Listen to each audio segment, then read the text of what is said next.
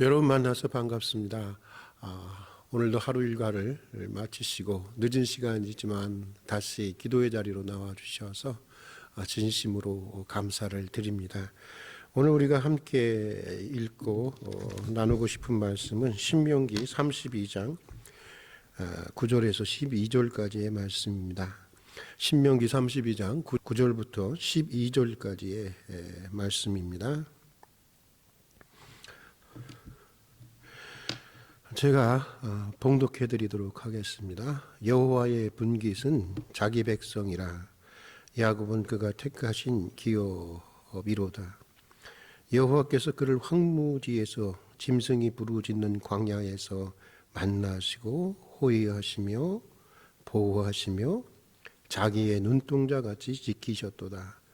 마치 독수리가 자기의 보금자리를 어지럽게 하며 자기의 새끼 위에 너풀거리며 그의 날개를 펴서 새끼를 받으며 그의 날개 위에 그것을 엎는 것과 같이 여호와께서 홀로 그를 인도하셨고 그와 함께한 다른 신이 없었도다. 아멘. 올해처럼 매우 힘겨운 한 해가 시작되고 있을 때였습니다. 얼마 전 고인이 되셨지만 우리 시대의 최고의 지성이셨던 이효령 선생님께서 그가 기독교인으로 전환한 이후 처음 쓴 기도문이 신년 소원시라고 하는 제목으로 어느 일간지에 실렸습니다. 몇 구절 소개해 보도록 하겠습니다. 벼랑 끝에서 새해를 맞습니다. 덕담 대신에 날개를 주소서. 어떻게 여기까지 온 사람들입니까? 험난한 기하의 고개에서도 부모의 손을 뿌리친 적이 없고 아무리 위험한 전란의 들판이라도 등에 업은 자식을 내려놓지 않았습니다. 남들이 앉아있을 때 걷고 그들이 걸으면 우리는 뛰었습니다. 숨 가쁘게 달려와 이제 젖과 꿀이 흐르는 땅이 눈앞인데 그냥 추락할 수가 없습니다. 비상은 비상이기도 합니다. 그러니까 위기는 기회라고 하는 말을 시적으로 표현한 그런 말인 것 같습니다. 싸움밖에 모르는 정치인들에게 비둘기 날개를 주시고 살기 지친 서민들에게 독수리 날개를 주소서. 뒤처진 자에게 제비의 날개를, 설빔을 입지 못한 사람들에게 공작의 날개를, 홀로 사는 노인들에게는 학과 같은 날개를 주소서. 그리고 남남이 되어가는 가족에게는 원왕의 깃털을 내려주소서. 이런 내용으로 되어 있는 그런 시인데 특별히 마음에 다가오는 한 구절이 있었습니다. 덕담 대신에 날개를 달라는 기도가 그것이었습니다. 척박한 환경 속에서 여러 번 꿈을 접어야 했던 사람들에게는 얼마나 가슴 절절히 다가오는 기도인지 모릅니다. 덕담도 소중합니다. 그러나 현실에서 정말 중요한 것은 꿈을 향해 비상할 수 있는 튼튼한 날개를 다는 것입니다. 올 한 해는 우리 모든 교우들이 튼튼한 날개를 달고 하나님이 허락하신 각자의 은총의 하늘을 훨훨 날아오르기를 바라는 마음으로 본문의 말씀을 준비해 보았습니다. 여러분, 비범한 비행이라고 할 때 떠오르는 대표적인 새가 있습니다. 새 중에 왕이라고 하는 독수리가 바로 그것입니다. 이 사전적 정보에 의하면 독수리는 몸무게가 3에서 4kg, 그리고 키가 1m라고 합니다. 그리고 양 날개를 쫙 펴면 3m나 되는 대형 새이기도 합니다. 독수리는 이런 날개를 가지고 최고 5,000m까지 오를 수 있다고 합니다. 또 시속 200km로 나를 수 있다고 하니까 1초에 무려 55m를 날 수가 있다고 하는 것입니다. 그리고 더욱 특별한 것은 이 폭풍우가 밀려오면 일반 새들은 하나같이 다 피해버린다는 것입니다. 그런데 독수리는 오히려 폭풍우를 향해서 그 중심을 향해서 자기 몸을 던진다는 것입니다. 그리고 그 바람을 타고 올라가 그 폭우 너머에 있는 평화로운 하늘을 아주 유유히 자유롭게 난다고 하는 것입니다. 정말 놀라운 비행투를 가진 새가 아닐 수가 없습니다. 그런데 여러분, 독수리가 이런 비행을 할 수 있는 것은 단순히 그가 독수리로 태어났기 때문이 아니라고 하는 것입니다. 이런 비행이 가능한 것은 한 3년에서 4년간 어미 독수리로부터 아주 혹독하고 피나는 훈련을 받은 결과라고 하는 것입니다. 오늘 본문은 독수리 어미가 독수리 새끼에게 이 독수리 다운 비행을 가르치는 과정을 통해서 하나님께서 하나님의 자녀들을 하나님의 자녀답게 하기 위해서 어떻게 가르치시고 또 어떻게 훈련하시는지를 말씀해 주고 있습니다. 본문에 보면 먼저 어미 독수리는 이 새끼 독수리의 이 보금자리를 둥지를 어지럽힌다고 하는 것입니다. 비록 새끼이기는 하지만 자기가 하늘 전체를 둥지로 삼아 나를 수 있는 독수리인 것을 모르고 그저 참새나 병아리 새끼처럼 자꾸만 작은 둥지에 틀어박혀서 안주하려는 독수리 새끼로 이 작은 이 둥지를 자꾸 떠나게 한다고 하는 것입니다. 이 백과사전을 찾아보니까 이 독수리는 높은 그 나무 꼭대기나 절벽에 한 크기 1m, 무게 한 200kg 정도가 되는 둥지를 만든다는 것입니다. 그리고 가장 밑바닥에는 거친 나무와 가시를 깔고 그 위에 부드러운 털과 풀을 덮어 놓는다고 합니다. 그러니까 어미 독수리가 이 보금자리를 어지럽힌다고 하는 것은 이 푹실한 털, 그 위에 이렇게 깔려 있는 푹실한 털이나 풀을 다 의도적으로 걷어낸다는 것입니다. 그러면 바닥에 있는 가시에 찔린 새끼가 아파서 견디지 못하고 이 안주하려고만 했던 그 둥지로부터 벗어나 둥지 밖으로 뛰어내리게 된다는 것입니다. 그러면서 독수리다운 비행을 배우기 시작한다고 하는 것인데, 여러분, 하나님도 우리를 이렇게 가르치시고 이렇게 훈련하시는 것입니다. 자꾸 편안한 현실에 안주하려고 하려는 우리 둥지를 자꾸만 어지럽혀서 우리로 그 자리를 떠나게 하시는 것입니다. 하나님은 독수리 새끼들인 우리가 그냥 참새나 병아리 수준에 머무르기를 원하시는 분이 아니기 때문인 것입니다. 하나님은 독수리 새끼인 우리가 독수리같이 우리 인생의 최고의 비행을 하시기를 원하시기 때문인 것입니다. 짐 콜린스라는 사람이 쓴 이 경영서적 가운데 Good to Great라고 하는 좋은 기업에서 위대한 기업으로라는 이 책이 있습니다. 이 책에서 콜린스가 말하는 것은 이것입니다. 위대한 것의 적은 나쁜 것이 아니다. 위대한 것의 적은 좋은 것이다. 왜냐하면요, 사람들은 나쁜 상태는 언제든지 개선하려고 노력하지만 어느 정도 좋아지게 되면 사람은 거기에 안주하면서 더 이상의 높은 가치를 바라보지 않게 된다고 하는 것입니다. 그래서 얼마든지 더 좋아지고 얼마든지 더 위대해질 수 있는데 그저 그냥 좋은 상태에 머무르고 또 거기에 정체하게 된다고 하는 것입니다. 그래서 현실적으로 위대함의 적은 나쁜 것이 아니라 위대함의 적은 좋은 것이라고 하는 것인데, 여러분, 기업의 세계만 그런 것이 아닙니다. 믿음의 세계도 그런 것입니다. 하나님이 원하시는 보다 크고 보다 높고 보다 넓은 은총의 인생을 살아가기 위해서는 현실 안주라고 하는 이 둥지로부터 우리는 계속해서 떠나는 훈련을 해야 하는 것입니다. 땅의 것만 바라보지 말고 하늘의 것을 바라보면서 보다 높은 이상과 가치를 추구해 나가야 하는 것입니다. 우리가 안 하면 하나님이 하도록 하는 것입니다. 우리가 계속 현실에 안주하고 그 작은 둥지에 만족하고만 있으면 어미 독수리가 새끼 독수리의 둥지를 어지럽히듯이 우리 현재의 작은 보금자리를 어지럽히시는 것입니다. 누가? 하나님이. 그래서 보다 더 큰 은총의 세계로 나아가게 하는 것입니다. 헤르만 헤세는 그의 소설 데미안에서 이런 말을 합니다. 새는 알을 까고 나온다. 다른 한 세계를 창조하려는 사람은 다른 한 세계를 파괴하지 않으면 안 된다. 새는 알을 까고 나온다. 다른 한 세계를 창조하려는 사람은 다른 한 세계를 파괴하지 않으면 안 된다. 그렇습니다, 여러분.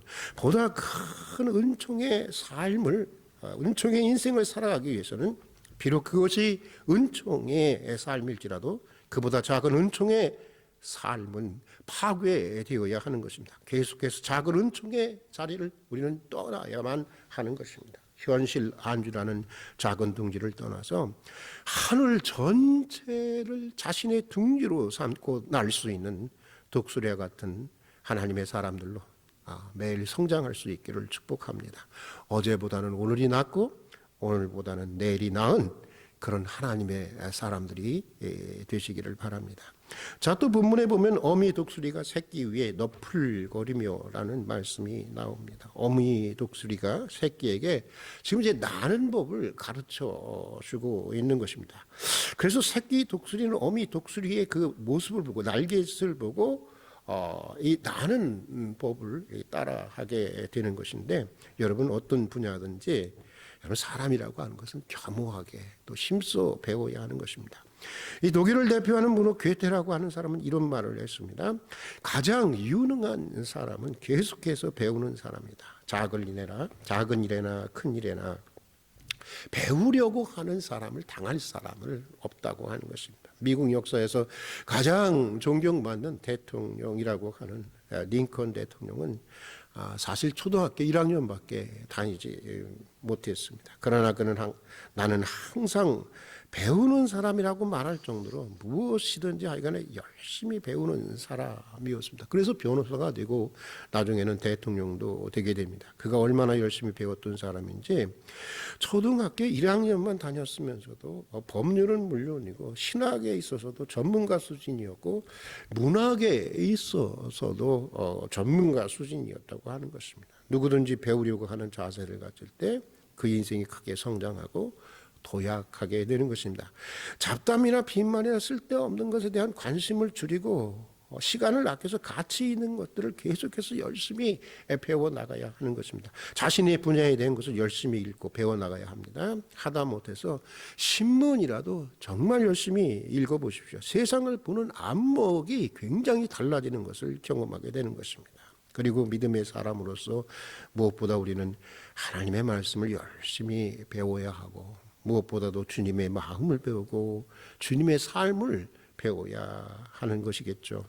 흥미있는 통계가 있습니다. 노벨상 수상자들을 이렇게 조사해 보니까 무려 수상자들의 반 이상이 노벨상 수상자들의 제자들이었다고 하는 것입니다. 무엇을 말하는 것입니까? 사람이 누구에게 배우느냐가 매우 소중하다고 하는 것을 얘기해 주는 것입니다. 최고의 스승에게서 최고의 제자들이 나오게 되는 것입니다. 그런데 최고의 스승이 누구입니까?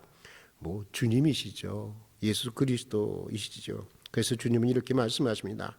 나는 마음이 온유하고 겸손하니 내게 와서 배우라. 무엇이든지 겸허한 마음으로 열심히 배워가는 것입니다. 특별히 주님의 말씀을 배우고 주의 마음을 배우고 주님의 삶을 배우는 그런 매일이 될 수 있기를 주님의 이름으로 축복합니다. 그게 묵상의 삶이고 또 그게 바로 경건의 훈련인 것입니다. 자, 또 오늘 본문에 보면 어미 독수리는 그의 날개를 펴서 새끼를 받으며라고 하는 말이 나옵니다. 이게 무슨 말이냐면 이 어미 독수리는 동지에서 새끼를 떨어뜨리는 것입니다. 그러면 새끼는 퍼드덕거리면서 추락을 합니다. 새끼로서는 이제 죽었다는 생각이 듭니다.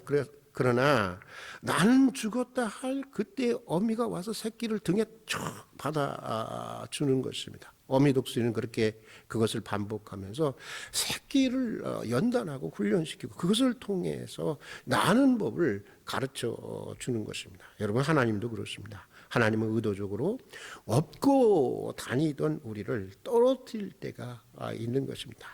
이제 죽었다. 더 이상 소망이 없다 할 정도로 위기 가운데 몰아넣기도 하고 때로는 감당하기 어려운 시련과 고난을 허용하시기도 하시는 것입니다. 이유는 독수리처럼 살게 하기 위한 것입니다. 독수리인데 독수리기를 포기하고 참새처럼 살아가는 우리로 독수리처럼 살게 하시려고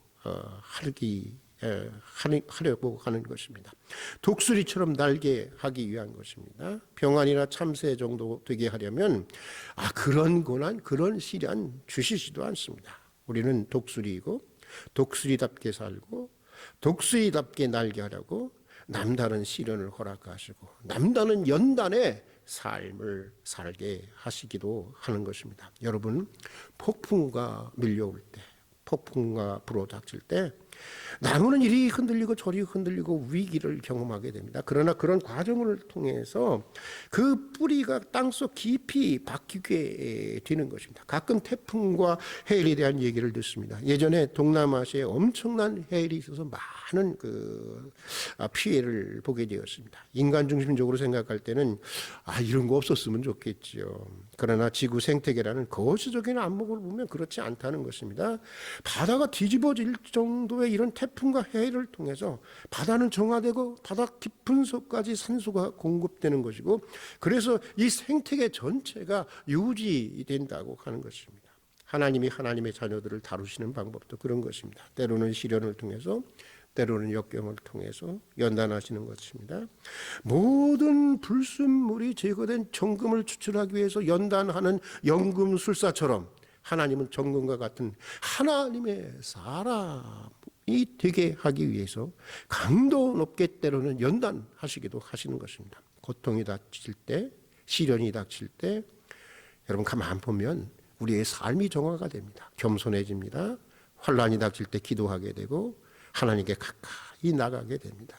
우리의 믿음의 뿌리가 그것을 통해서 깊어지게 되고 인생의 깊이와 그 차원이 달라지게 되는 것을 경험하게 됩니다. 그런 과정을 통해서 하나님은 우리의 인생을 새롭게 하시고 세워 가시는 것입니다. 여러분, 연휴해처럼 올해도 여러 가지 시련이 있고 환난이 있을 것입니다.